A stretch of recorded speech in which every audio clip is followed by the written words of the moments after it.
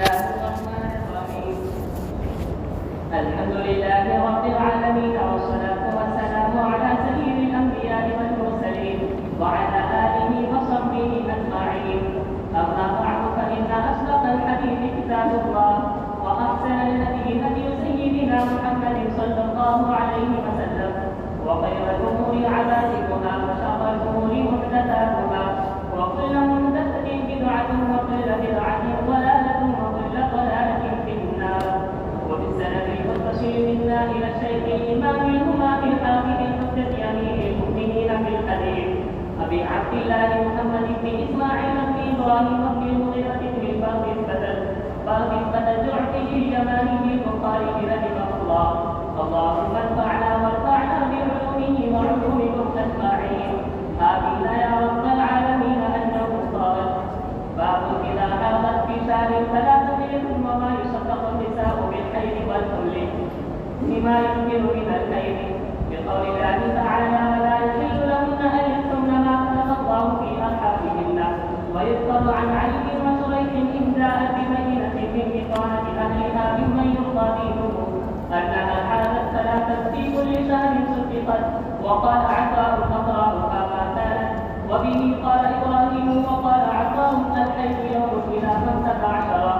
وقال معتمر عن أبيه قال: سألت ابن سيرين عن المرأة ترتب بعد قولها ب5 أيام. قال: النساء أعلم بذلك. وبه قال حدثنا أحمد بن أبي رجاء قال أخبرنا أبو أسامة قال سمعت هشام بن عروة قال أخبرني أبي عن عائشة أن فاطمة بنت أبي حبيب سألت النبي صلى الله عليه وسلم فقالت: إني مستحاض فلا أقرأ فأدع الصلاة. فقال: لا، إن ذلك عنك، ولكن دع الصلاة قدر الأيام التي كنت تحيضين فيها ثم اغتسلي وصلي. بسم الله الرحمن الرحيم.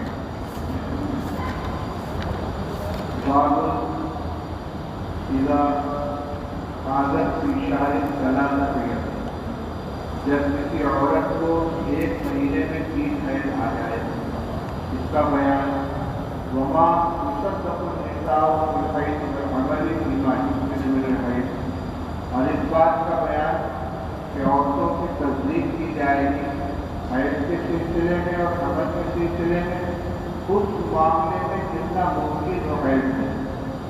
کیا مطلب ہے؟ ایک شخص نے اپنی بیوی کو طلاق کی نظری 1 مہینہ مکمل ہونے کے بعد شوہر نے رجعت کرنے کا ارادہ کیا، عورت کا کیا میری عدت پوری ہو، 1 مہینے میں مجھے 3 حیض آ گیا اور میری عدت پوری ہو گئی، تو اس کی بات کا اعتبار کیا جائے گا یا نہیں کیا جائے گا؟ امام بخاری رحمۃ اللہ علیہ فرماتے ہیں کہ اعتبار کیا جائے گا، لیکن اس قید کے ساتھ فیما یمکن، جتنا امکان کے اندر۔ کیوں اعتبار کیا جائے گا؟ فرماتے ہیں کہ اللہ تعالیٰ نے ارشاد فرمایا ہے: لا يحل لهن أن يكتمن ما خلق الله في أرحامهن، عورتوں کے لیے جائز نہیں ہے کہ اللہ نے ان کے رحم میں جو چیز پیدا کی اس کو چھپائیں۔ رحم میں کوئی چیز ہوگی، یا تو حالت حمل میں ہوگی یا حالت حیض میں ہوگی۔ اگر حاملہ ہے تو بتاتے کہ میں حاملہ ہوں، اگر حائضہ ہے تو بتاتے کہ میں حائضہ ہوں۔ اس کو چھپانے کی اجازت نہیں، اس کو بیان کرنا ضروری ہے۔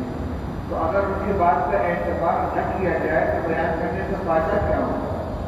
جب یہ کہا جا رہا ہے کہ تمہارے چھپانا جائز نہیں ہے، تو ان کا کام کو ظاہر کر دینا، اور دوسروں کا کام کیا ہوگا؟ اس کا اعتبار کر لینا۔ اگر کہتے ہیں کہ اس کا کوئی اعتبار نہیں ہے، نہ تو پوجا کیوں جا رہا ہے، نہ معلومات کیا جا رہا ہے، اس سے انتظامت سے ثابت ہوتا ہے کہ جو کچھ وہ کہیں تو اس کا اعتبار کیا جائے گا۔ اسی لیے کہتے ہیں کہ وما يصدق النساء بالحیض والحمل، کہ عورت حیض اور حمل کے بارے میں اس کا اعتبار کر لیا جائے گا، لیکن یہ قید کے ساتھ فیما یمکن، اس لیے کہ غیر ممکن چیز کا اگر کوئی دعویٰ کرے تو اس کو تسلیم نہیں کیا جاتا۔ اب آگے اس سلسلے میں کچھ اقوال نقل کر رہے ہیں۔ پہلے اس کو حل کر لیجیے کہ 1 مہینے میں تین حیض کا آنا ممکن بھی ہے یا نہیں، عدت کا مکمل ہونا ممکن ہے بھی یا نہیں. تو اتفاق سے چاروں ائمہ کے یہاں اقل مدت کے حیض اور اقل مدت کے طہور کے سلسلے میں اقوال مختلف. امام مالک رحمۃ اللہ علیہ کے یہاں ممکن ہے کہ ایک ہی مہینے کے اندر تین حیض اور تین طہور ہو جائے، اس لیے ان کے یہاں نہ اقل حیض کی کوئی مدت متعین ہے نہ اقل طہور کی کوئی مدت متعین ہے. چند لمحے کے لیے بھی خون آئے گا تو وہ حیض شمار کیا جائے گا، اور چند دن کی اگر باقی رہے گی تو وہ شمار کر لیا جائے گا. لہٰذا اس کے مطلب کے اعتبار سے تو امکانی طور پر ایک مہینے میں تین طہور اور تین حیض اکٹھا ہو سکتے ہیں. امام احمد بن حنبل رحمۃ اللہ علیہ کے ابھی امکان ہے، اس لیے کہ ان کے یہاں اقل مدت حیض ایک دن ہے، اور ایک طور پر یہ کہ چند لمحے بھی اگر خون آ گیا تو وہ حیض شمار کر لیا جائے. اور اقل مدت طہور 13 دن ہے، جب سب سے نزدیک 15 دن ان کے یہاں 13 دن ہے. تو اب ایک دن اگر حیض آیا اور 13 دن طہور رہا 14، پھر ایک دن حیض آیا پھر 13 دن باقی، تو کتنا ہو گیا 17 میں 27، ایک دن 13 دن 26، دو طہور ہو گیا 13 دن کا. ایک حیض شروع کا ایک حیض درمیان کا، کتنا ہو گیا 28، اور ایک دن آخر کا حیض، تو تین طہور کے تین حیض کے 3 دن اور دو طہور کے 26 دن، 26 اور 3 ملا کر 29 دن میں امام احمد رحمۃ اللہ علیہ کے نزدیک عدت پوری ہو سکتی ہے. اس لیے کہ اقل حیض ایک دن، اقل طہور 13 دن، تو 3 حیض اور درمیان کے 2 طہور ملا کر 19 دن ہو جائیں گے. لیکن احناف اور شوافی کے یہاں ایک مہینے میں امکان نہیں، کیونکہ امام شافعی رحمۃ اللہ علیہ اگرچہ اقل حیض ایک دن کو مانتے ہیں لیکن اقل طہور 15 دن کو مانتے ہیں. البتہ ان کے یہاں عدت جو ہے وہ طہور سے پوری ہوتی ہے، عدت ان کے حیض سے نہیں. تو ان کے مطلب کے اعتبار سے فرق کیجیے کہ ایک شخص نے اپنی بیوی کو طہور کے بالکل آخری ایام میں طلاق دے دی، تو طہور کا جتنا دن باقی تھا وہ عدت کو شمار کر لیا، ایک طہور مان لیا. اب ایک دن حیض آیا، پھر 15 دن طہور، پھر ایک دن حیض، پھر 15 دن طہور. تو اس طریقے سے 15 30 دن تو ہو گئے 2 طہور کے، اور کم سے کم درمیان کے 2 حیض کے 2 دن، کیونکہ آخری طہور پورا ہو گیا تو ان کے حیض کا انتظار نہیں کرنا ہے، طہور پورا ہونے عدت پوری ہو جائے گی. تو طلاق دی تھی اس نے طہور کے آخری ایام میں، جتنا طہور باقی تھا وہ ایک طہور مل لیا اس کو. پھر ایک حیض آیا، پھر 15 دن طہور، پھر ایک حیض آیا، پھر 15 دن طہور. یہ 15 دن پورا ہونے کے بعد پوری حیض شروع ہوگا اور عدت پوری ہو جائے گی. تو 15 2 طہور اور 2 حیض درمیان والا 32 دن میں یہ دن پورا ہو جاتا ہے. اس احناف کے یہاں کم سے کم 39 دن چاہیے، جیسے کہ اقل مدت حیض 3 دن ہے، اور حیض سے ہماری عدت شمار ہوتی ہے. تو طہور کے اخیر میں اگر کسی نے طلاق کی ہے تو عدت کبھی شروع نہیں ہے، جب حیض شروع ہوگا تب عدت شروع ہوگی. تو 3 حیض کے لیے 3 دن کے 9 دن، اور ان کے درمیان میں 2 طہور ایک مہینے میں 45 دن ہو جاتا ہے.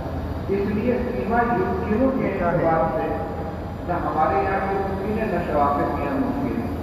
لیکن حافظ ابن حجر رحمۃ اللہ علیہ نے کہ شوافی کے اعتبار سے اس کو معتبر مان لیا ہے. وہ کہتے ہیں کہ 32 دن کو ایک مہینہ کہا جا سکتا ہے، کیونکہ عرب میں کسر کو ختم کرنے کا رواج یہ ہے، اس لیے 32 دن کو شہر کہا جا سکتا ہے، لیکن 39 دن کو نہیں کہا جاتا. ہمارے کیوں نہیں کہا جاتا؟ جب 32 دن کو کہا جاتا ہے کیوں نہیں کہا جاتا؟ بھائی 9 اور 3 اور 2 یہ سب 10 کے نیچے یہ سب احاد کے اندر آتے ہیں، عشرات میں نہیں آتے. جب اس کو قسم کہا جائے 1 سے لے کے 9 تک سب قسم کے اندر شامل ہے. جب دہائی بنے گی تب وہ اختلاف میں آئے گا, اس میں کبھی اختلاف نہیں ہوتا. دوسری بات کی تو بات بزرگوں نے اذا عادت فی شہر او 40 یوما طلب موجود ہے, یعنی 1 مہینہ اور 40 دن 2 طرح کے ہوتے ہیں. تو 40 دن والے کو 40 دن بھی آ جاتا ہے, تو 32 دن بھی آ جاتا ہے. دوسری بات یہ کہ ایک سنت اور بھی کہ شہرین کو شہرین کے مقابلے میں لیا جائے, یعنی 2 مہینہ مکمل ہونے سے پہلے اس نے کہہ دیا کہ میری عدت پوری ہو گئی ہے, تو اب اسے بہت گنجائش کی طرح ہے کہ شہری کا مانا ابھی اگلا مہینہ ختم نہیں ہوا تھا, 1 مہینہ گزرا, اگلا مہینہ ابھی پورا نہیں ہوا, تو 2 مہینے کا نہیں نکالائیں گے, تو 2 مہینے سے کم جب تک ہے تب تک شہری کا کر آ جائے گا. اس طرح پوری کے اعتبار سے اس کا امکان پیدا ہو جائے گا, مگر وہ 30 دن نہیں رہیں گے, بلکہ ہر ایک قول کے اعتبار سے 40 دن بھی شہری میں آ جائے گا, 30 دن بھی شہری کے اندر آ جائے گا. یہ تو صرف امکان کی بات ہو رہی ہے, لیکن عادت کے اعتبار سے ایسا ممکن نہیں ہے کہ حیض بھی اقل مدت ہو, طہر بھی اقل مدت ہو, بلکہ عادت یہ ہے کہ 1 مہینے میں 1 حیض اور 1 طہر مکمل ہوا کرتا ہے. 1 مہینے میں 1 حیض اور 1 طہر مکمل ہوا کرتا ہے. مثلاً اگر کسی عورت کو 10 دن حیض کی عادت ہے تو 20 دن طہر ہوگا, 5 دن حیض کی عادت ہے تو 25 دن طہر ہوگا. اسی لیے اس کو ماہواری کہا جاتا ہے, ہر مہینے یہ ایک دور کا مکمل ہوتا ہے. اس لیے یہاں سے دیکھا جائے تو 2 مہینے سے کم میں عدت پوری ہونے کا کوئی سوال نہیں کہ 3 دن حیض کا, 15 دن طہر کا, پھر 3 دن حیض کا, پھر 15 دن طہر کا, اور پھر 45 دن. یہ تو صورت ہو گیا. لیکن اگر ایک کو لے کے اقل مدت تو دوسرے کو اکثر مدت دینا پڑے گا, اور ایک کو لے کے اکثر مدت تو دوسرے کو اقل مدت دیا جائے گا. یعنی طہر اور حیض دونوں عقل یہ نہیں ہوگا, ایک عقل ہوگا تو دوسرا اکثر ہوگا. اس طریقے سے عادت 2 مہینے سے کم میں عدت پوری نہیں ہوگی. علامہ اکبر شاہ کشمیری رحمۃ اللہ علیہ کی رائے یہ ہے کہ 2 چیزیں ہیں, ایک عورت کا حق اور ایک شوہر کا حق. عورت اگر اپنے معاملے میں کہتی ہے کہ میری عدت پوری ہو گئی ہے, نماز پڑھنا جائز ہو جائے, اور دیگر امور جو اس سے ذاتی ہیں اس کے سلسلے میں وہ دعویٰ کرتی ہے تو دیانت میں اس کی بات کا اعتبار کر لیا جائے. لیکن جہاں اس دعویٰ کا اثر شوہر کے حق میں پڑ رہا ہے کہ وہ رجعت کرنا چاہتا ہے, اور عورت کہتی ہے کہ نہیں میری عدت پوری تو رجعت نہیں کر سکتے, طلاق قائم ہو گئی, وہاں اعتبار نہیں کیا جائے. تو گویا دیانت عورت کے معاملے میں فیما بینہ و بین اللہ اعتبار کر لیا جائے گا, لیکن قاضی کے یہاں اعتبار نہیں کیا جائے گا. اب آگے چلیے. وَيُذْكَرُ عَنْ عَلِيٍّ وَشُرَيْحٍ إِنْ جَاءَتْ بِبَيِّنَةٍ مِنْ بِطَانَةِ عَالِيَةٍ مِمَّنْ يُرْضَىٰ دِينُهُ أَنَّهَا عَادَتْ صَلَاةً فِي شَهْرٍ كُتِبَتْ. حضرت علی رضی اللہ تعالیٰ عنہ سے اور قاضی شریح سے نقل کیا جاتا ہے. قاضی شریح کا تعارف کچھ لکھا ہوا ہے کہ أدرك زمنه صلی اللہ علیہ وسلم ولم يلقه, انہوں نے حضور کا زمانہ تو پایا مگر حضور کی زیارت نہیں ہوئی ہے. استقضاء عمر علی الکوفہ, حضرت عمر رضی اللہ عنہ کو کوفہ کا قاضی بنا دے. قاضی القضاۃ کہلاتے ہیں. ان کے بڑے قصے ہیں ان کے ذہانت کے, قاضی شریح کے بڑے عجیب عجیب فیصلے کیے ہیں ذہانت کے اپنے. تو حضرت علی رضی اللہ تعالیٰ زمانے سے یہ قاضی تھے. ترمذی شریف میں ایک جگہ 3 شریح کا تذکرہ آیا ہے. تینوں حضرت علی رضی اللہ عنہ کے شاگرد اور تینوں قاضی نہیں, لیکن ان میں سب سے بڑے کون ہیں؟ یہی قاضی شریح ہیں. صورت یہ ہوئی کہ ایک عورت آئی اور اس نے آ کر یہ دعویٰ کیا کہ میرے شوہر نے مجھ کو طلاق دی تھی, 1 مہینہ ہو گیا, میری عدت پوری ہو گئی. حضرت علی نے قاضی شریح سے کہا آپ فیصلہ کیجیے. ان کا حضرت آپ کی حضور سے میں فیصلہ کروں؟ کہا فیصلہ تو کرنا. پھر ان کا ٹھیک ہے تو ایسا کرو اپنے گھر کے گواہوں کو لے آؤ جو تمہارے حالات سے واقف ہے, جو دیندار ہونے چاہیے, وہ اگر آ کر گواہی دے دیں گے کہ تمہاری عزت پوری ہوگی تو ہمیں اعتماد کر لیں گے۔ جب انہوں نے فیصلہ کیا پتہ چل پڑا قالون یعنی تم نے اچھا کیا، قالون یا عبرانی زبان کا لفظ تمہارے احسن تھا، تم نے ٹھیک کام کیا۔ اب اس میں ادب قاضی شریح کا یہ کہنا کہ تم کیا کو لفظ آ رہا ہے، ذکر کیا جاتا ہے حضرت قاضی شریح سے کہ اگر عورت اپنے گھر کے ساتھ لوگوں کی گواہی لے آئے، ایسے لوگوں کی جن کی دینداری پسندیدہ ہے، وہ گواہی دے کہ اس کو حیض آ گیا ہے 3 مرتبہ 1 مہینے میں، تو تصدیق کر دی جائے گی۔ لیکن ابھی آپ کے سامنے تفصیلات آئی ہیں کہ حقیقی معنی میں 30 دن میں عدت کا پورا ہو جانا عادتاً ممکن نہیں ہے، کیونکہ اس فیصلے کا حاصل کیا نہیں ہے۔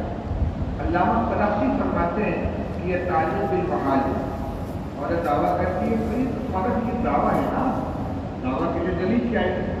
اپنے گھر سے دیندار کو میں گواہی پیش کروں، اور یہ ممکن ہی نہیں لہٰذا گھر والے گواہی دیں گے نہیں۔ جب ایسی چیز کو اس کو معلق کر دیا گیا جس کا وجود ہو ہی نہیں سکتا، تو انہوں نے اس کے دعویٰ کو رد بھی نہیں کیا اور اس کے ثبوت کی کوئی شکل بھی نہیں بچی، کیونکہ انہوں نے فیصلہ کیوں ہو سکتا گھر والوں کی گواہی پر، اور گھر والے کہتے کہ وہ دیندار ہیں، جھوٹ نہیں بولیں گے، اور ایسا عادت ممکن نہیں ہے، لہٰذا جو گواہی پیش نہیں کر سکے گی تو فیصلہ عورت سے نہیں ہوگا۔ تو اس صورت میں وہی بات آ گئی کہ بما یمکن جگہ پر خلاف رہے گی، جہاں انسان ہوگا جتنی مدت کو اتنے میں اعتبار کیا جائے گا۔ ہمارے گھر کی امام شافعی رحمۃ اللہ کے نزدیک 32 دن میں، اگرچہ عادتاً دونوں چیز عقل میں مدت کی نہیں ہوتی، لیکن انسان کو ہے نا، اسلام کے ساتھ اگر 32 دن میں شافعی کے نزدیک اور 40 دن میں کے نزدیک کو دعوت ہوتی ہے تو اس کا اعتبار کر لیا جائے گا۔ اور یہاں جو قاضی شریح نے کہا بما یمکن، اسی لیے کیفیت کے سب کہیں نہیں کروانے گواہی نہیں دیں۔ عطا کہتے ہیں انہوں نے فیصلہ کیا کہ صرف اس کے دعویٰ کو نہیں دیکھا جائے گا، اس طلاق سے پہلے اس کے حیض اور طہور کی عادت کیا جائے، اس کو معلوم کیا جائے۔ جتنے دن میں 3 حیض مکمل ہوا کرتا تھا اتنے پوری مانی جائے گی، اس سے کم کا دعویٰ کرے گی تسلیم نہیں کیا جاتا۔ بڑا ہوا مانا کا دونوں کے لیے، حیض کے لیے بھی ہے، طہور کے لیے بھی، یعنی طہور کو اس کی عادت پر دیکھا جائے گا اور حیض کو اس کی عادت پر دیکھا جائے گا۔ وکیل کا ابراہیم نقیل بھی اسی کے قائل ہے، جو کی عادت کو دیکھا جائے گا۔ اب وہ مدت کیا ہے؟ عطا کہتے ہیں الحیض یوم بلا فتح، جو شماعت کا مسلک ہے، وہ عطا کا مسلک ہے، وہ کہتے ہیں کہ حیض کی مدت 1 دن سے 15 دن تک ہے، واحد نزدیک 3 دن سے لے کر 15 دن تک ہے، اور معتمد ہمارے میں 3 دن سے لے کر 10 دن تک، 15 دن تک نہیں ہے۔ امام شافعی رحمۃ اللہ کے نزدیک 1 دن سے لے کر 15 دن تک، ہمارے نزدیک 3 دن سے لے کر 10 دن تک۔ ہمارے اگر فرمایا کہ امام راضی رحمۃ اللہ علیہ نے ایک نقطہ بیان کیا، فرماتے کہ یوم کا تذکرہ 1 دن کو اس کو یوم کہیں گے، اور 2 دنوں کو اس کو یومان میں یومین کہیں گے، اور 3 سے لے کر 10 تک کو ایام کہیں گے، 3 ایام، 4 ایام، 10 ایام، اور 11 ہو جائے گا تو آہذا 10 یوم، اتنا 10 یوم کہا جائے گا۔ یوم کا ایام کا جو لفظ ہے یہ 3 سے لے کر 10 تک ہی ہوتا ہے، اس کے علاوہ 9 تک کا ہوتا ہے، 9 سے زیادہ ہوتا ہے، اس لیے ایام میں ہے وہی ہوں گے جو 3 سے لے کر 10 تک ہو۔ لیکن بہرحال یہ لغوی نقطہ سے زیادہ حیثیت نہیں رکھتا، اس کو شرعی دلیل نہیں کہا جائے گا، تھوڑی سی استشہاد اس کے اندر پیدا ہو جاتا ہے۔ بہرحال ہماری دلیل اپنی جگہ پر ہے، ہم جو 3 دن سے لے کر 10 دن تک کہتے ہیں وہ بھی اقوال تابعین کے اور صحابہ کے۔ اچھا، اور یہاں کی عطا کا اور نقل کیا جا رہا ہے، حدیث کو نقل نہیں کی جا رہی ہے، معتمد اپنے والد سے نقل کرتے ہیں، معتمد ابن سلیمان اپنے والد سلیمان ابن طرخان سے نقل کرتے ہیں، وہ کہتے ہیں میں نے محمد ابن سیرین سے پوچھا عورت کے بارے میں جو خون دیکھے اپنے قطع کے بعد 5 دن اور کے 5 دن بعد خون دیکھو خون کی خمسط کے ایام ہے. اب یہاں خون سے کیا مراد ہے؟ امام حافظ ابن حجر رحمۃ اللہ علیہ فرماتے ہیں خون سے مراد اور ہے صلاۃ کا وضو کے اندر خون آیا اور کیا ہے تو ہے. اس کا مطلب کیا ہوا کہ پاکی کے بعد اس نے 5 دن خون دیکھا تو کیا ہوگا؟ وہ حیض ہوگا کہ نہیں ہوگا؟ قال النساء عالم بذالک. تو محمد بن سیرین نے کہا عورتیں اس کو خوب جانتی ہیں. یعنی عورت کس کو محبت نہیں ہے نا اس لیے لیکن آپ کے بعد نہیں ہے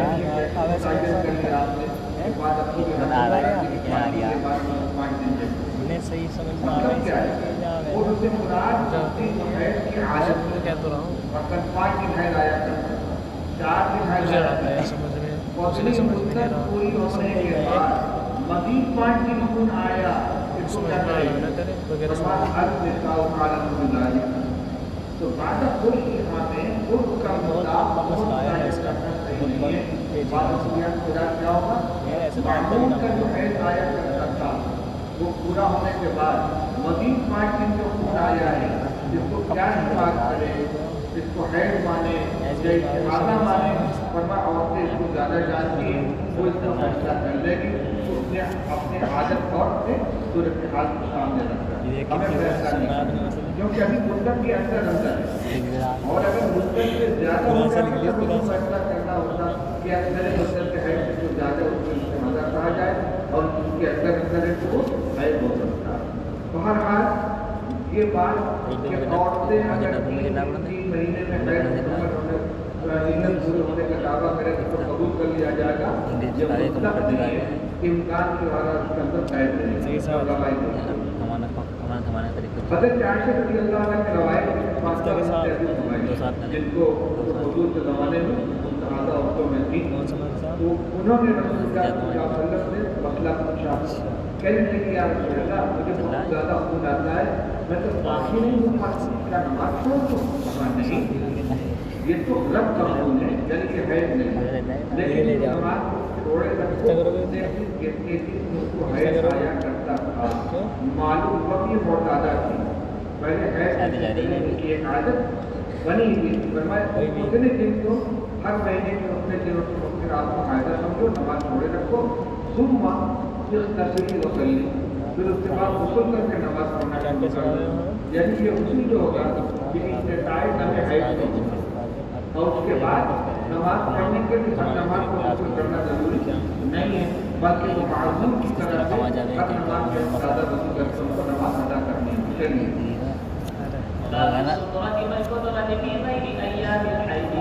وبه قال حدثنا قتيبة بن سعيد قال حدثنا إسماعيل عن أيوب عن عتية رضي الله تعالى عنها رضي الله تعالى عنها وعنهم أنها قالت وكان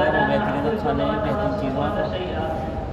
یہ مسئلہ آ چکا ہے کہ امام شافعی رحمۃ اللہ علیہ کے یہاں حیض اور استحاضہ میں رنگوں کے اعتبار کی امتیاز سیاہ اور سرخ کو وہ حیض مانتے ہیں اور گدلے اور پیلے کو حیض نہیں مانتے ہیں. جبکہ ہمارے یہاں حضرت عائشہ رضی اللہ عنہا کے قول کی بنا پر بلا تعجیل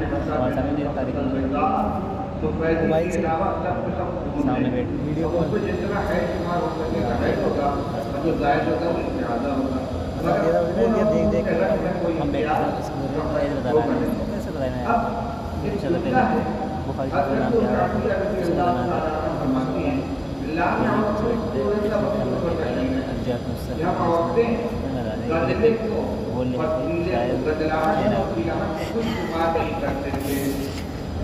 شفافے کہتے ہیں اس کا مطلب ہے کہ اس کو حیض نہیں مانتے تھے ان کو مستدل بناتے ہیں. امام بخاری کے بعد میں لفظ کا اضافہ کر کے تو کیا کہتے ہیں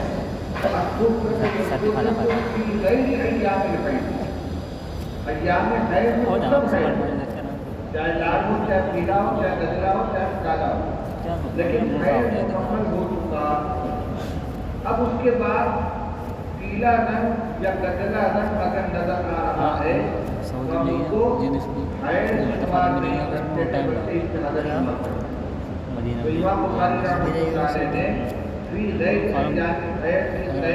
میں ایک دن ہر بات اس میں جائے گا بتا رہے چوتھی تھی شادی نمبر دونوں سے لگ گئے اور پاس دونوں سے لگ گئے اور پاس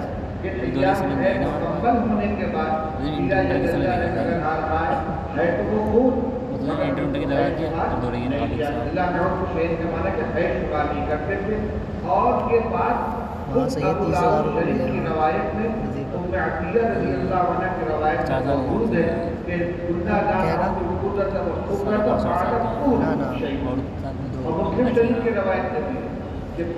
جانے کے بعد اگر پھر بھی گدگا جب قلعہ نظر آتا تھا تو اس کو بعد میں اس کا معنی کیا ہوگا اس کو ہے شمار نہیں کر سکتے وہ تو ہے وہ لیکن کیونکہ مدت ہے پوری ہو چکی ہے لہٰذا اس کو استحاضہ مانتے تھے چلیے ہو جاتا ہے لیکن جگہ آدمی ہمارے چلی پڑتا ہے وہاں پہ استحاضہ کا مطلب وہی ہے کہ استحاضہ کا مطلب آتا ہے وہ رحم کی گہرائی سے نہیں آتا بلکہ ہمیں رحم کے اوپر کو رگ جس کو عادل کہتے ہیں اس سے آتا ہے لہٰذا اس کا حکم حیض کا نہیں ہے زخم کا حکم ہے نہائے گی تو عورت وضو کرے گی جب حیض مکمل ہوگا تو ایک مرتبہ تو غسل کر لے گی طہارت کا لیکن ہر نماز کے لیے غسل کر دینا ضروری نہیں وضو کرنا کافی ہے وبه قال حدثنا ابراهيم بن المنذر الحجابي قال حدثنا معمر بن عيسى عن ابن ابي بكر عن ابن شهاب عن عروه وعن عمره عن عائشه زوج النبي صلى الله عليه وسلم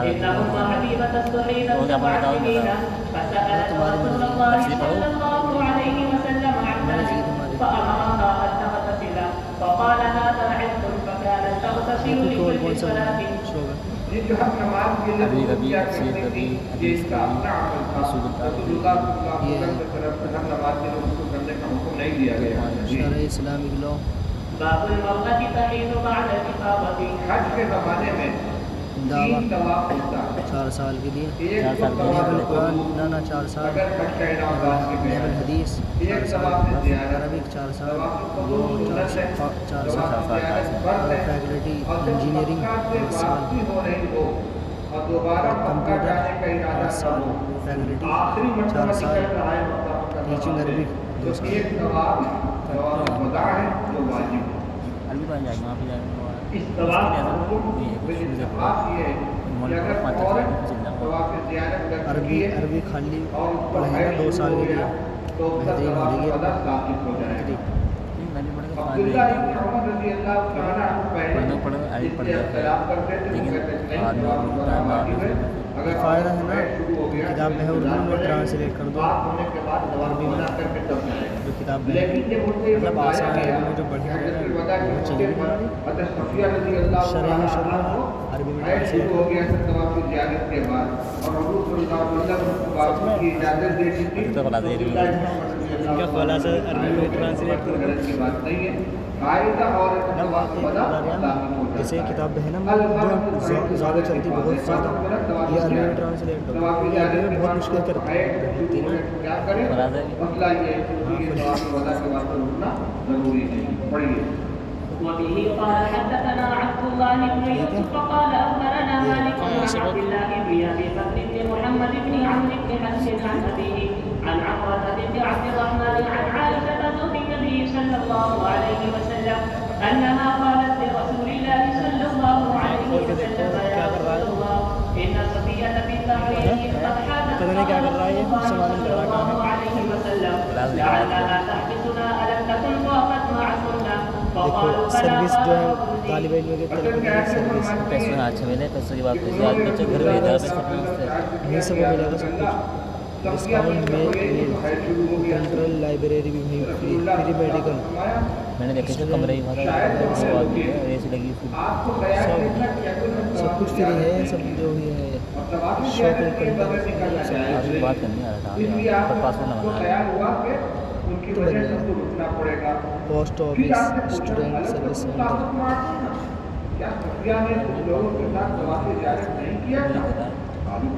حماد نے فرق نہیں ہمارا بھر دیتے حماد نے اچھا جی کہ اگر طواف زیارت کر چکی ہے صرف طواف وضا باقی ہے تو اس کی وجہ سے رکنے کی ضرورت نہیں. جی چلو. وبه قال حدثنا معل بن اسد قال حدثنا وهيب عن عبد الله بن طاووس عن ابيه عن عبد الله بن عباس رضي الله تعالى عنهما وعنهم انه قال رخص للحائض ان تنفر اذا حاضت وكان ابن عمر يقول في اخر امره انها لا تنفر ثم سمعته يقول تنفر ان رسول الله صلى الله عليه وسلم رخص لهن.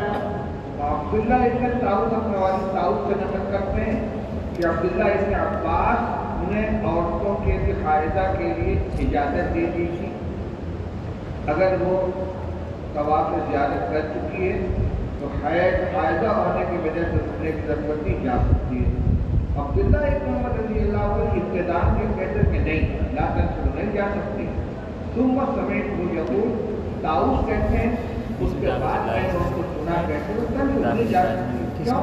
اس لیے کہ رسول اللہ صلی اللہ علیہ وسلم کو اجازت جب تک اس کو حضرت صفیہ کے بعد عید نہیں تھا آج بات کریں میں بنا ہوں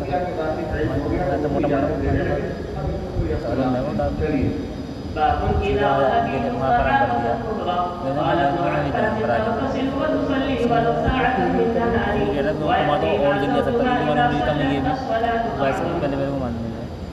فرماتے ہیں کہ جب مستحاضہ عورت باقی کو دیکھے تو کیا حکم ہے. حافظ صاحب فرماتے ہیں حافظ صاحب رحمۃ اللہ علیہ مطلب یہ ہے کہ صبح کو کالا خون آ رہا تھا اٹھ کر پیلا یا نزلہ آنے لگا یعنی رنگ کی بنیاد پر وہ فیصلہ کرنے کے حیث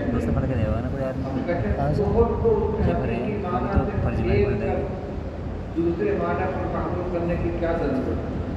اس کا مطلب سیدھا سیدھا ہے کہ عورت کو خون آ رہا تھا پانی ہو گئی بند ہو گیا سیدھا آ رہا کہ مسلسل خون آ رہا تھا مسلسل آ رہا تھا باقی آ گئی خون بن گیا تو کیا کریں.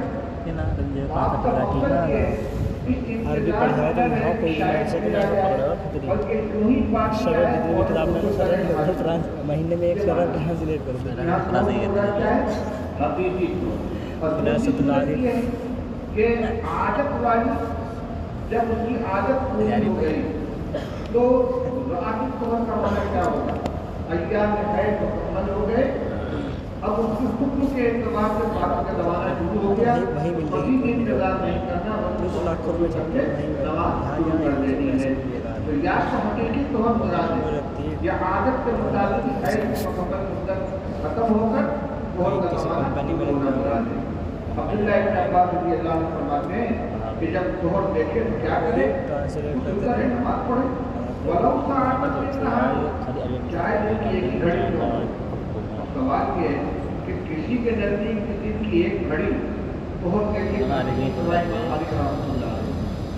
حنابلہ کے یہاں بہت مدت 13 دن شوافی اور احناف کے یہاں 15 دن حضرت عبداللہ ابن عباس کا فرماتے ہیں چاہے تھوڑی دیر کیا ہو ممکن ہے کہ عبداللہ ابن عباس رضی اللہ عنہ کا مسلک نہیں ہو کہ جیسے امام مالک رحمۃ اللہ علیہ کا ہے کہ اس طریقے سے وہ حیض کی عقل مدت متعین نہیں ہے تو بہت سی عقل مدت متعین نہیں اس لیے وہ اپنے مسلک کے اعتبار سے کہہ رہے ہیں مگر جمہور کے نزدیک بہت کی مدت کم سے کم 15 دن ہے سوائے امام احمد بن حنبل کے بھی بہت 13 کی طرح تو فرمایا کہ چاہے عبداللہ ابن عباس رضی اللہ عنہ فرمایا چاہے جن کی ایک گھڑی مدت دیکھے جب وہ نماز پڑھنے کی ہے ہو گئی یا کیا ضرور ہوا اس کا مطلب جو وہ نماز پڑھ کے صحبت بھی کر سکتا ہے. اب نماز کے لیے طہارت کی شرط بہت بڑی ہے. جب نماز کو فرض مان لیا گیا تو شوہر کے پاس جانے کی اجازت ہو جائے گی. ایسا نہیں ہے کہ صحبت کا معاملہ نماز سے زیادہ روایت پڑی ہے. وبه قال حدثنا احمد بن يوسف قال حدثنا زهير قال حدثنا هشام بن عروه عن عائشه رضي الله تعالى عنها قال النبي صلى الله عليه وسلم اذا اقبلت الحيض فدع الصلاه واذا ادبرت فاغسلي عنك فصلي. آپ سے فرمایا کہ جب حیض آئے تو نماز چھوڑ دو. میں نے دیکھا صحیح کے اپنی یہ بعض بار دو طرح سے ہو سکتا ہے، حقیقتاً خون منتقل ہو جائے یا عادت مکمل ہو جائے. چلیے باب الصلاة على النفساء وسنتها. دو باتیں، نفاس میں اگر انتقال ہو گیا تو اس کی نماز جنازہ ادا کی جائے گی یا نہیں ادا کی جائے گی، اور ادا کی جائے گی تو اس کا طریقہ کیا ہے، امام صاحب کھڑا ہوگا. دو باتیں اس میں بیان کرنی ہے. سوال تو پیدا ہوا نفقہ کے بارے میں. اصل میں جنازہ جو ہے وہ امام کی جگہ پر چنانچہ رسول اللہ صلی اللہ علیہ وسلم کی جو نماز جنازہ ادا کی گئی کوئی امام نہیں تھا. آپ کا جنازہ آگے رکھا ہوا تھا، لوگ آتے تھے، لگاتے تھے اور دعائیں پڑھتے چلے جاتے تھے. ویسے امت کے اندر کیا ہے، اگرچہ امام ہوتا ہے لیکن امام کے آگے جنازہ رکھا گیا تو عورت نفاس کے عالم میں جو بڑی ناپاکی کے عالم سے تھی تو اس کو آگے رکھ کر نماز پڑھی جائے گی کہ نہیں پڑھی جائے گی. یہ سوال اس کے ہوا. دوسرے کیونکہ شہید کی نماز کے بارے میں اختلاف ہے اور نفاس میں مرنے والی عورت شہید کا مرتبہ پاتی ہے تو اس کی نماز پڑھی جائے گی پڑھی جائے گی. تو امام بخاری رحمۃ اللہ علیہ نے نماز قائم کر کے مطلب کہ نہیں نماز پڑھی جائے گی. کیوں؟ اس لیے کہ نفاس کی وجہ سے جو حکمی نجاست تھی وہ تو موت پر ختم ہو گئی. اس کا حیات کا مسئلہ تھا. جہاں موت ہوئی تو نجاست حکمی جو تھی وہ ختم ہو گئی اور ظاہری نجاست جو تھی وہ ہو گئے. کبھی کچھ تو وہ کرے آ رہی ناپاک اس طریقے سے کھا رہا ہے سے ہی نہیں وہی کرے گا اور کیا شہید کی نماز میں جنازہ پڑھتا ہے تو وہ رکھنی ہے کہ اس کو بعد نہیں بنایا جائے. اب کیسے پڑھی کی نماز روایت دیکھیے. حسین معالی روایت پڑھی.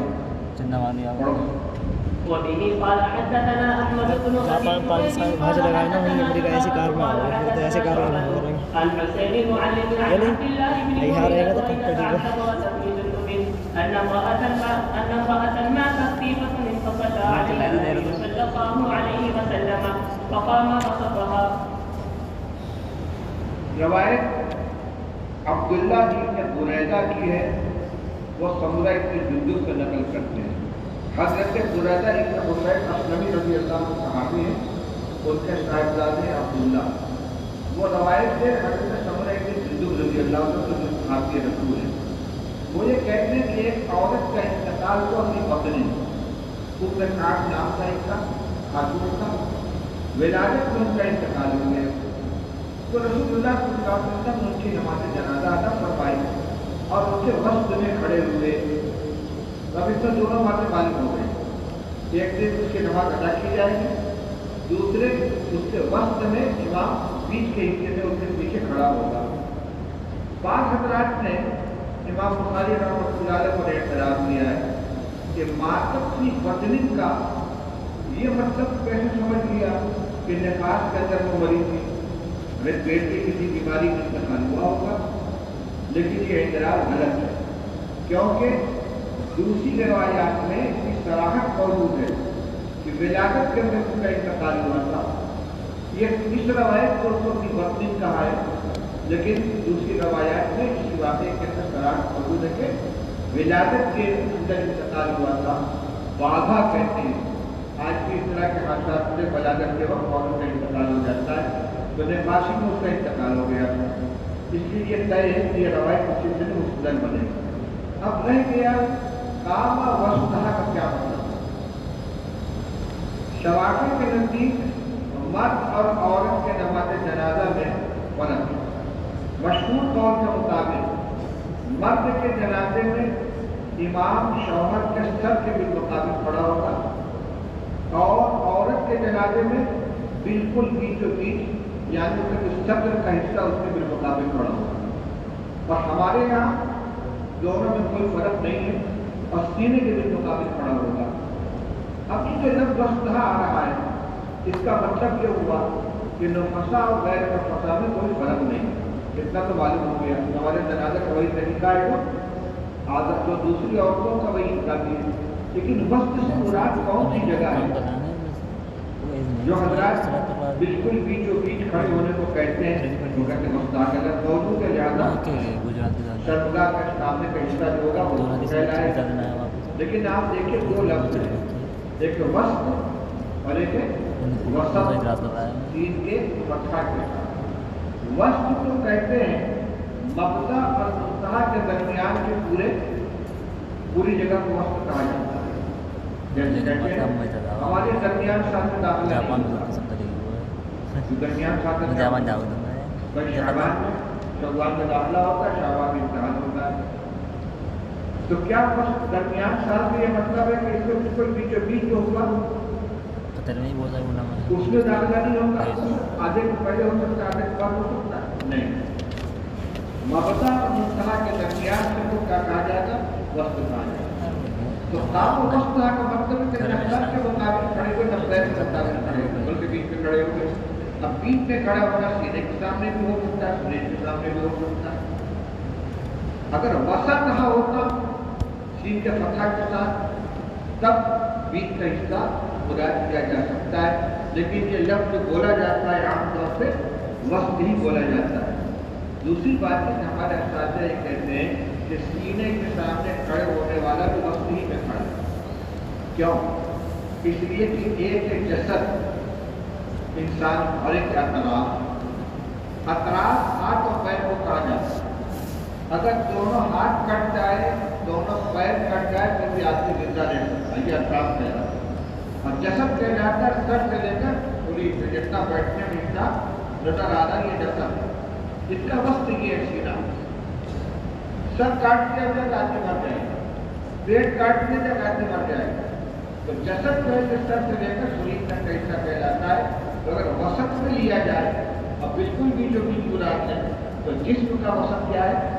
سینے کا حصہ ہے۔ بہرحال یہ اختلاف زیادہ اولا ہے، اولا ہے، اس سے زیادہ بحث کی ضرورت نہیں ہے، اس کے نتیجے کیوں، لیکن مراد یہاں پر کیا ہوا کہ بالکل سر کے مقابل نہیں کھڑے ہوئے۔ جواب ہے کہ کا مطلب ہوا بیچ میں جیسے وقت کے درمیانی حصے میں سینے کے سامنے کھڑے ہو کے ویسے کھڑے ہو گئے۔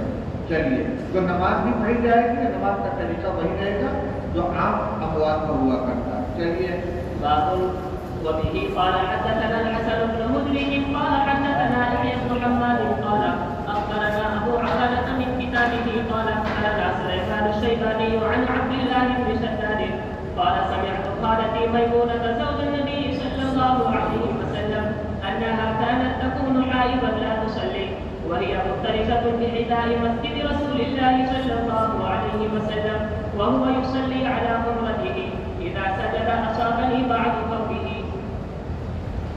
یہ باب ابو ذر کے نسخے میں کیا باب کا عنوان ہے، اس کو لکھا نون کے بعد دال، باقی نسخوں میں یہاں کوئی باب نہیں ہے، اسی مفلی کے بعد سے کہا کہ روایت آئی ہے۔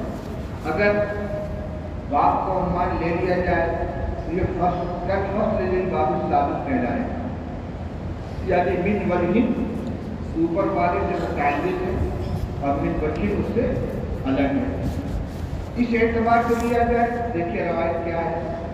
سلیمان شیبانی، اس کے پہلے جو آئے تھے وہ ابن الشیبانی، وہ عبدالرحمن ابن الشیبانی تھے، یشکر شیبانی سلیمان شیبانی نقل کرتے ہیں حضرت عبداللہ ابن شداد، یہ حضرت محمود رضی اللہ عنہ کے بھانجے، ایک عبداللہ ابن عباس رضی اللہ عنہ، ایک خالد ابن ولید ہیں، ایک عبداللہ ابن شداد ہیں۔ حضرت محمودہ کئی بہنیں تھیں، تو ہر ایک کی اولاد اپنی بھانجی ہوئی، ان کے بھانجے ہوئے۔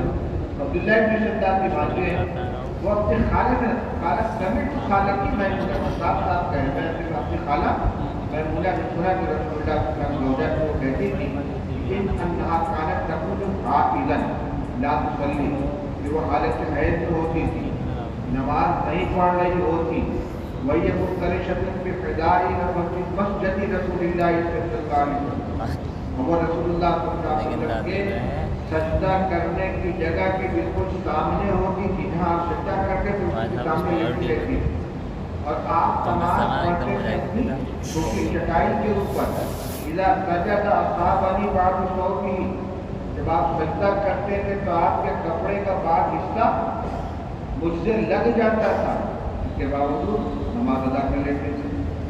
اب دونوں صورتیں لے لیجیے، اگر یہ بات کا عنوان نہیں ہے تب تو صلاۃ قدر نفسہ سے سب تعلق ہو جائے کہ نفاس والی عورت تو موت کے بعد غسل سے پاک ہو گئی، اب پھر اس کا جنازہ امام سے دور رکھا ہوا ہے، وہ نماز کیوں نہیں ہوگی جبکہ حائضہ حالت حیض میں سامنے لیٹی ہوئی ہے اور نمازی کا کپڑا اس کے بدن سے لگ رہا ہے، اس کے باوجود نماز ہو جا رہی ہے، تو نفاس والے کی نماز کیوں نہیں ہوگی؟ اس طریقے سے یہ روایت اوپر والے دعوے کی دلیل بن جائے، اور اگر کل وقت اس بات کو ثابت کرتے ہیں تو بتانا ہوگا کہ جو حکم نفاس والی کا ہے وہی حکم حیض والی کا ہے۔ جب زندہ عورت کے سامنے رہتے سے حائضہ نماز ہو جاتی ہے، اس کے پیچھے کھڑا ہونے والے کی نماز درست ہو جائے گی، تو اگر مردہ عورت کو چاہے وہ حائضہ ہو چاہے تو فسا ہو، اس کے پیچھے کھڑے ہونے والے کی نماز ضرور ہو جائے گی۔ تو حائضہ کا تو حکم وہی نفاس والی کا ہے، جب حائضہ کے پیچھے نماز پڑھنا ثابت ہے اور زندگی کی حالت میں ثابت ہے تو موت کے بعد چاہے وہ حائضہ ہو چاہے فسا ہو، اس کے پیچھے کھڑے ہو کر نماز پڑھانا درست ہو جائے گا۔ چلیے یہاں باب ختم ہوا ہے تو اختتام کی کوئی علامت نظر آ رہی ہے؟ جب ہر کتاب کے آخر میں کچھ اشارہ ہوتا تھا، وہ اشارہ یہی ہے کہ یہ معاملہ عام طور پہ آخر شب کے اندر ہوتا تھا۔ حضرت میمونہ سوئی ہوئی ہے اور رسول اللہ صلی اللہ علیہ وسلم آخر شب کے اندر نماز ادا فرما رہے ہیں، اور آخر شب جو ہوتا ہے وہ دن کا آخری حصہ ہوتا ہے، اس کے اعتبار سے تھوڑی سی مناسبت ہو جائے گی برات اختتام کی۔ چلیے بسم الله الرحمن الرحيم. كتاب التيمم. وقال الله عز وجل: فلم تجدوا ماء فتيمموا الآية صعيدا طيبا فامسحوا بوجوهكم وأيديكم منه. وبه قال حدثنا عبد الله بن يوسف قال أخبرنا مالك عن عبد الرحمن بن القاسم عن أبيه عن عائشة زوج النبي صلى الله عليه وسلم أنها قالت: خرجنا مع رسول الله صلى الله عليه وسلم في بعض أسفاره حتى إذا كنا بالبيداء أو بذات الزيت انقطع الظل فأقام رسول الله صلى الله عليه وسلم على التماسه وأقام الناس معه وليسوا على ماء فأتى الناس إلى أبي بكر الصديق فقالوا: ألا ترى ما صنعت عائشة؟ فقامت برسول الله صلى الله عليه وسلم والناس وليسوا على ماء وليس معهم ماء فجاء أبو بكر ورسول الله صلى الله عليه وسلم واضع رأسه على فخذه قد نام فقال: حبست رسول الله صلى الله عليه وسلم والناس وليسوا على ماء وليس معهم ماء. فقالت عائشة: فعاتبني أبو بكر وقال: ما شاء الله أن يقول، وجعل يطعنني بيده في خاصرتي ولا يمنعني من التحرك إلا مكان رسول الله صلى الله عليه وسلم على فخذي. فقام رسول الله صلى الله عليه وسلم حين أصبح على غير ماء فأنزل الله عز وجل آية التيمم فتيمموا. فقال أسيد بن الحسين: ما هي بأول بركتكم يا آل أبي بكر؟ قالت: فبعثنا البعير الذي كنت عليه فأصبنا العقد تحته. وبه قال حدثنا محمد بن سنان هو العرقي قال حدثنا مسلم قال وحدثني سعيد بن الجبر قال أخبرنا مسلم قال أخبرنا سيار قال حدثنا يزيد الفقير قال أخبرنا جابر بن عبد الله أن النبي صلى الله عليه وسلم قال: أعطيت خمسا لم يعطهن أحد قبلي، نصرت بالرعب مسيرة شهر وجعلت لي الأرض مسجدا وطهورا، فأيما رجل من أمتي أدركته الصلاة فليصلي، وأحلت لي المغانم ولم تحل لأحد قبلي، وأعطيت الشفاعة. وكان النبي صلى الله عليه وسلم يبعث إلى قومه خاصة وبعثت إلى الناس عامة. بسم اللہ الرحمن الرحیم. کتاب التیمم. حیض، غسل، وضو سب سے فارغ ہونے کے بعد تیمم جانے ہیں. تیمم طہارت حاصل کرنے کا ذریعہ ان تینوں کے بعد بن سکتا ہے. کسی کے اوپر وضو فرض ہے اور پانی نہیں ہے، یا پانی کے استعمال کو قادر نہیں ہے. غسل فرض ہے اور پانی نہیں ہے یا اس کے استعمال کو حاصل نہیں ہے. عورت حیض سے پاک ہوئی ہے، اس کو طہارت کا غسل کرنا ہے لیکن پانی موجود نہیں ہے کہ استعمال نہیں کر سکتے، تو سب کے اندر اس کو مٹی سے کام لینا ہوگا، تیمم کرنا ہوگا. تیمم یہ قصد کے معنی میں ہے، اور تیمم کا معنی کیا ہے؟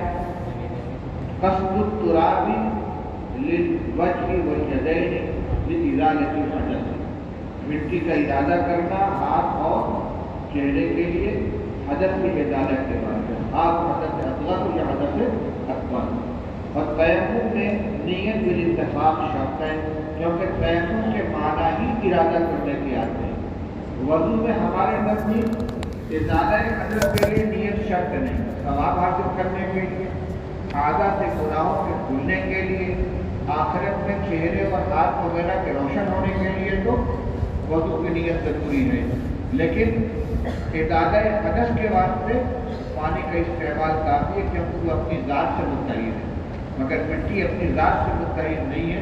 اس میں تطہیر کی صفت پیدا ہوگی ارادے و نیت کی بنا پر، اس لیے تیمم میں نیت ضروری ہے. لہذا اگر کوئی آدمی سفر کر کے آیا ہے، اس کے ہاتھ پیر پر گرد غبار پڑا ہوا ہے، اس نے ویسے ہی اس کو پوچھ لیا اور اس کے بعد نماز کا وقت ہوا تو کیا میں نے تو ہاتھ پوچھ لیا تھا؟ نہیں، جب پوچھا تھا تو اس وقت تیمم کرنے کی نیت نہیں تھی، وہاں نیت کا ہونا ضروری ہے. ہر کتاب کے شروع میں امام بخاری رحمۃ اللہ علیہ کوئی آیت لے آتے ہیں یہ بتانے کے لیے کہ آیت کے سلسلے کا اصل ہے، چنانچہ انہوں نے آیت نقل کی ہے. اور جو ٹکڑا ہے سورہ مائدہ کی صورت میں آیت میں بھی ہے، وَتَيَمَّمُوا صَعِيدًا طَيِّبًا فَامْسَحُوا بِوُجُوهِكُمْ وَأَيْدِيكُمْ. مائدہ میں منہ کا ٹکڑا ہے اور نساء میں منہ کا ٹکڑا نہیں. وَإِن كُنتُمْ جُنُبًا فَاطَّهِّرُوا وَإِن كُنتُمْ مَرْضَىٰ أَوْ عَلَىٰ سَفَرٍ أَوْ جَاءَ أَحَدٌ مِّنكُم مِّنَ الْغَائِطِ أَوْ لَامَسْتُمُ النِّسَاءَ وَتَيَمَّمُوا صَعِيدًا طَيِّبًا فَامْسَحُوا بِوُجُوهِكُمْ وَأَيْدِيكُمْ مِنْهُ. اور سورہ نساء میں کیا ہے؟ لا تقربوا الصلاة وأنتم سكارى ولا جنبا إلا عابري سبيل حتى تغتسلوا وإن كنتم جنبا، اور اس کے بعد آخر تک وہی ہے. اس میں آخر میں فامسحوا بوجوهكم وأيديكم منه نہیں ہے. تو گئے امام بخاری رحمۃ اللہ علیہ نے یہاں پر آیت مائدہ کو منتخب کیا ہے، کس کے لیے؟ تیمم کی بنیاد قرار دینے کے لیے. اس کے اندر جو آیا وَتَيَمَّمُوا صَعِيدًا طَيِّبًا، لم تجدو میں عدم وجدان کب ہوگا؟ پانی کا نہ پایا جانا کب متحقق ہوگا؟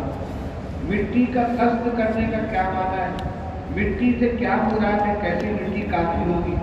مسح کا کیا طریقہ ہے؟ کیسے پھیرا جائے گا؟ ایدی کا مقدار کتنا ہے؟ اور پھیرنے کے لیے ایک مرتبہ ہاتھ مارا جائے گا، مٹی پر گدوا مارا جائے گا؟ یہ سب کے سب اسی آیت کے اجزاء کی تشریح کے اندر آ جائے گا.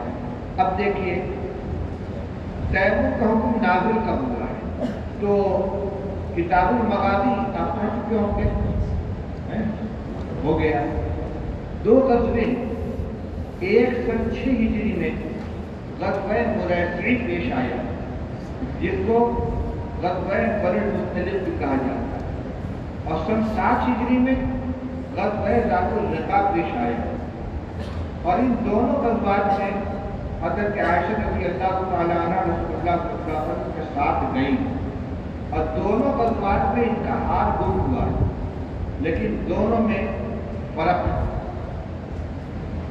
وہ غزوہ جس میں عشق کا واقعہ پیش آیا ہے وہ غزوہ مریسی ہے، جس کو غزوہ بر المصطلق کہتے ہیں.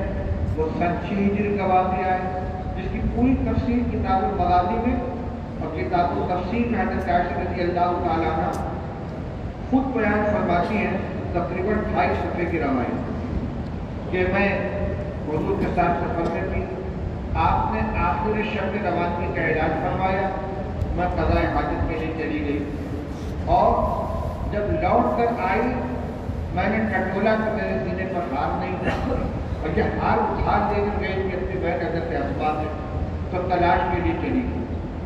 ہار تو مل گیا لیکن قافلہ روانہ ہو. اب جب آئی ہے تو سب ڈانٹا، اسی جگہ لیٹ گئی.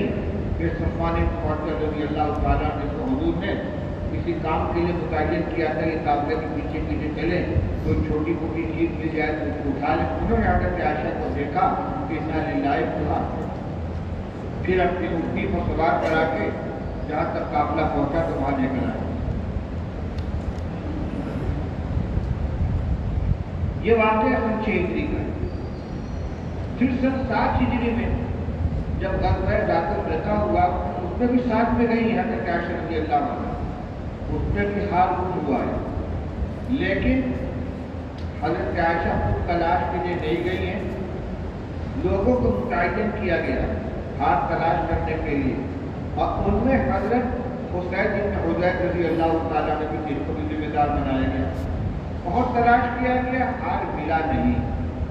فجر کا وقت ہو گیا، پانی تھا نہیں، تیمم کا حکم ابھی آیا نہیں تھا. لوگوں نے ویسے ہی نماز ادا کرنے کچھ لوگوں نے حضرت ابوبکر کے بعد لوگ پہنچے دیکھ رہے شاید گاجی کو ہمیشہ پریشانی کا سبب بنتی ہے. پچھلی مرتبہ بھی حال کم کیا تھا، اب کے بھی حال کم کر دیا.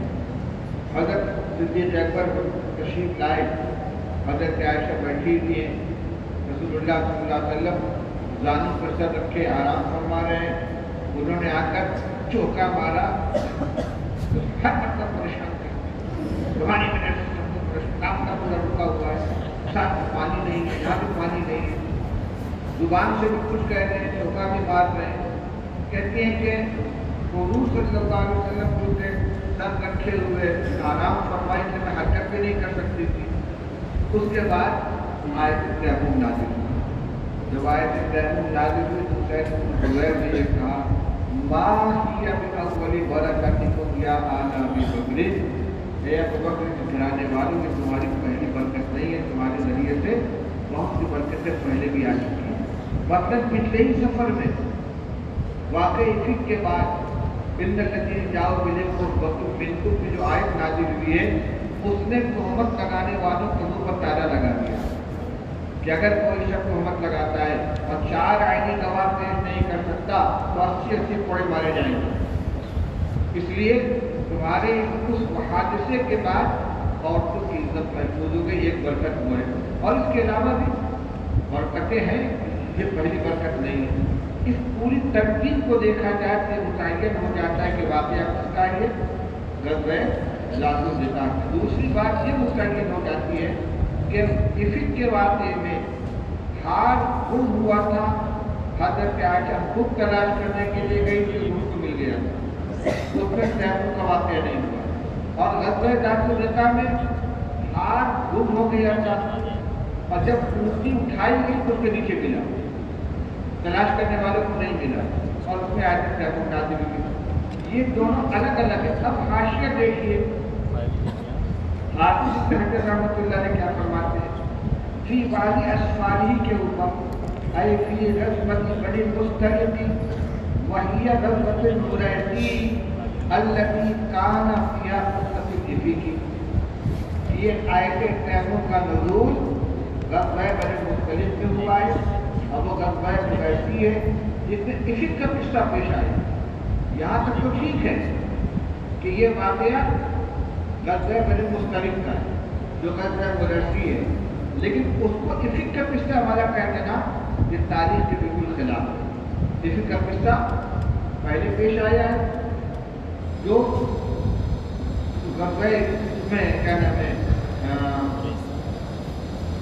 افق کا قصہ پیش آیا ہے غزوہ بنی مصطلق کے اندر، لیکن آیت تیمم اس میں نازل نہیں ہوئی ہے. آیت تیمم نازل ہوئی اس کے بعد جو غزوہ ذات الرقاع پیش آیا اس میں جس کے حافظ صاحب کا جو یہ قول ہے دونوں کو ایک قرار دے رہے ہیں یہ صحیح نہیں. اب آ جائیں گے جو روایت میں نے آپ کو مختصر سنائی کے الفاظ دیکھ لیجیے. عبد الرحمن ابن قاسم اور سے والد قاسم بن محمد ابن ابی بکر سے نظر کرتے والے عائشہ تھے جو روزہ رسول اللہ صلی اللہ علیہ وسلم فرماتی کہ ہم لوگ رسول اللہ صلی اللہ علیہ وسلم کے ساتھ بعض اسفار میں نکلے. اس بعض اسفار میں مراد کون سا غزوہ ہے؟ غزوہ ذات الرقاع ہے. یہاں تک کہ جب ہم لوگ مقام بیدا یا مقام ذات الجیش میں سے واپسی میں مدینہ آتے ہوئے یہ 4 میل کے فاصلے پڑے مدینہ سے، بعض لوگوں کو وہم ہو گیا اور اس کا یہ طائف کا علاقہ، لیکن ایسا نہیں. طائف تو مکہ سے فاصلے پڑے، یہ مدینہ واپسی ہو رہی ہے. یہ ذات الرقاع یا بیدا جو مدینہ سے تقریباً 4 میل کے فاصلے پر جگہ ہے. وہاں جب ہم لوگ پہنچے ہیں تو میرا ایک ہاتھ ٹوٹ کے گر گیا، تو رسول اللہ صلی اللہ علیہ وسلم کی تلاش کے لیے قیام فرمایا۔ یہاں حضرت عائشہ خود نہیں تلاش کر رہی، کسی کو خود تلاش کرنے گئی، یہاں حضور صلی اللہ علیہ وسلم تلاش کے لیے قیام فرمایا، لوگوں نے بھی آپ کے ساتھ قیام کیا، تو امانت تھا حضرت عائشہ تھا، اور لوگ پانی پر نہیں تھے، یعنی وہاں کوئی تالاب کے کنواں نہیں تھا اور لوگوں کے پاس اپنا پانی بھی نہیں تھا۔ جو لوگ حضرت ابوبکر کے پاس آئے کہنے لگے دیکھ نہیں رہے کہ عائشہ نے کیا کیا، ٹھہرا دیا رسول اللہ صلی اللہ علیہ وسلم کو، یہ تمام لوگوں کو، اور وہ لوگ پانی پر نہیں ہے نہ ان کے ساتھ پانی ہے۔ ابوبکر آئے اور رسول اللہ صلی اللہ علیہ وسلم کے میرے علاج کا آرام فرما رہے تھے، سو گئے، کہنے لگے مسجد رسول اللہ صلی اللہ علیہ وسلم لیکن حضور کو بھی روک دیا، تمام لوگوں کو روک دیا۔ فرماتی ہیں کہ ولیس علی ماء لیس معه، پریشانی ہے کہ نہ ان کے پاس پانی نہ وہ پانی کے پاس۔ حضرت عائشہ کہتے ہیں فعاتبنی ابو بکر، ابو بکر نے مجھ کو ڈانٹا۔ ہمارے حضرت نے فرمایا کہ فعاتبنی ابھی نہیں کہہ رہی، نام لے رہی، کیوں؟ اس لیے کہ یہ باپ والا معاملہ نہیں کر رہی، جیسے حدیث میں آتا ہے رسول اللہ صلی اللہ علیہ وسلم نے حضرت عائشہ سے فرمایا تھا کہ میں جان جاتا ہوں تو کب مجھے کم ناراض، کیسے جان جاتے ہیں کہ جب تم خوش ہوتی ہو تو کہتی لا ورب محمد، میرا نام لیتی ہے، جب ناراض ہو جاتے تو لا ورب کعبہ، جب کہ کعبہ کی حضرت عائشہ ہے تو، لیکن لا احد الا اسمہ، میں جتنی دیر آپ کا نام نہیں دیتی ہوں صرف نام ہی سے محروم رہتی ہوں، یعنی دل میں آپ کی محبت باقی رہتی ہے۔ تو یہاں آج اپنی ابو بکرین کہہ کر آج اپنی ابھی کے بجائے شاید اشارہ کر رہے ہیں کہ اس وقت تو صرف ابو بکر کی حیثیت سے آئے تھے، باپ کی حیثیت سے میرے ساتھ معاملہ شفقت کا نہیں کر رہے تھے۔ وقال ماشاء اللہ، اس کو کہنا تھا اللہ نے صاحب کچھ کہا، اب میرے کوکھ میں اپنے ہاتھ سے چوکا مارنے گئے، یوں کر رہے ہیں، نہیں منع کرتی کہ مجھ کو حرکت کرنے سے، مگر موجودگی رسول اللہ صلی اللہ علیہ وسلم میرے ران کے اوپر میں حرکت نہیں کر رہے تھے، کیا آرام کر رہے تھے۔ پھر رسول اللہ صلی اللہ علیہ وسلم پوچھے ہیں جب صبح صادق ہو گئی بغیر پانی کے نماز کا وقت ہے، تو اللہ تعالیٰ نے آیت میں نازل فرمائی، لوگوں نے تیمم کیا، تب حسین بن حذیفہ رضی اللہ عنہ جو ہاتھ کے طلاق کے معمور تھے کہنے لگے مان کے اپنے اولی برکت کیا آنا اے ابو بکر گھرانے والے کو تمہاری پہلی برکت نہیں ہے، کہ پہلی برکتیں آ چکی ہیں۔ کہتے وبعثت بعید الذی كنت علیہ، جس دن کا میں سوار تھی جب اس کو کھڑا کیا گیا فاصبت عزت آتا ہوں، وہ ہار اس کے نیچے مل گیا، گھر میں بچہ شہر میں ڈٹ پڑا اس کے نیچے رکھا ہوا تھا۔ بہرحال اس سے تیمم کی مشروعیت کی تاریخ معلوم ہو گئی کہ غزوہ ذات الرقاع میں ایسے وقت میں آیت نازل ہوئی جبکہ نہ اپنے پاس پانی تھا نہ آس پاس میں کہیں پانی تھا۔ چلیے اگلی روایت دیکھیے، یہ روایت سے جابر بن عبداللہ رضی اللہ عنہ فرماتے ہیں رسول اللہ صلی اللہ علیہ وسلم نے فرمایا کہ مجھے 5 ایسی چیزیں عطا کی گئی ہیں جو مجھ سے پہلے کسی کو نہیں دی گئی تھی۔ 5 خصوصیات ہیں میری۔ نمبر 1، میری مدد کی گئی روڈ کے ذریعے 1 مہینے کی مسافت، میں جہاں رہتا ہوں وہاں 1 مہینے کی مسافت تک میرا روڈ رہتا ہے۔ یہاں مدینہ کے شہریوں سے زیادہ کی نفی نہیں کی جا رہی ہے، کیوں؟ اس لیے کہ اس زمانے میں جتنی حکومتیں قائم تھیں اور جن سے مزاحمت ہو رہی تھی وہ زیادہ سے زیادہ 1 مہینے کے فاصلے پر تھی اور اس پر روک پڑتا تھا، اس لیے مدینہ کو شہری کہا گیا ہے، ورنہ آپ کا روک تو غیر محدود علاقے تک پر پہنچا ہوا تھا۔ نمبر 2، میرے لیے زمین کو بنا دیا گیا سجدہ گاہ اور ذریعہ طہارت، جس جگہ بھی نماز پڑھی جائے صاف وہ نماز ہو جائے گی، اور جس جگہ بھی مٹی پر ہاتھ مار کے تیمم کر لیا جائے تیمم ہو جائے گا، پاکی حاصل ہو جائے گی۔ نمبر 3، اسی کی شرح نمبر 2 کی، جو آدمی میری امت میں سے اس کو نماز کا وقت مل جائے تو وہ جہاں بھی مل جائے نماز ادا کر لے۔ خاص مسجد ہونا ضروری نہیں ہے، پچھلی امتوں میں کیا تھا، عبادت گاہ کے اکبر قبلہ، خاص گھروں کے اندر خاص عبادت گاہوں کے اندر ہی عبادت کی جاتی تھی اور ہر جگہ عبادت نہیں کر سکتے۔ نمبر 3، میرے لیے مال غنیمت کو حلال قرار دیا گیا اور اس سے پہلے کسی کے لیے حلال نہیں کیا گیا۔ پہلے مال غنیمت کو اکٹھا کر کے رکھا جاتا تھا، آسمان سے آگ آتی اس کو کھا جاتی تھی، اور یہی غزوہ تبوک اس کی علامت ہوتی تھی۔ نمبر 4 شفاعت کبریٰ کا اس کو دیا گیا۔ نمبر 5 ہر نبی اپنی قوم کی طرف خاص طور پر بھیجا گیا۔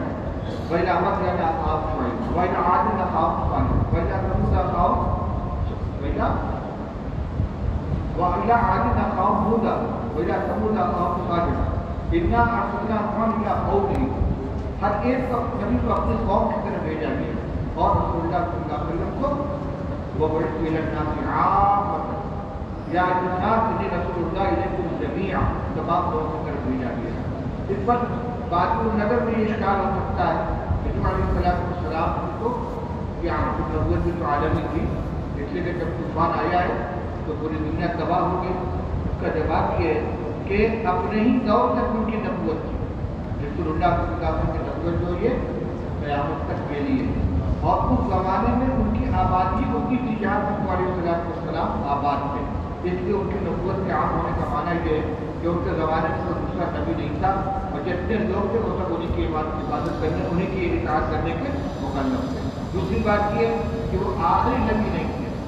وہ علیہ السلام کے طوفان کے بعد کشتی پر جتنے لوگ سوار تھے ان کے 3 صاحبزادوں کام کے حافظ کے علاوہ باقی سب کا انتقال ہو گیا اور پوری دنیا آباد ہوئی 3 کی اولاد ہے۔ تو گویا دنیا ہی اپنی مختصر اس کے علاوہ کچھ تھی نہیں، جس سے ان کی نبوت کا دائرہ بہت محدود تھا اور رسول اللہ کی نبوت کا دائرہ پورے عالم کے اندر اور قیامت تک کے لیے پھیلا ہوا ہے۔ تو مجھے ڈاکٹر نے جانا ہے اور سبق جزاک اللہ۔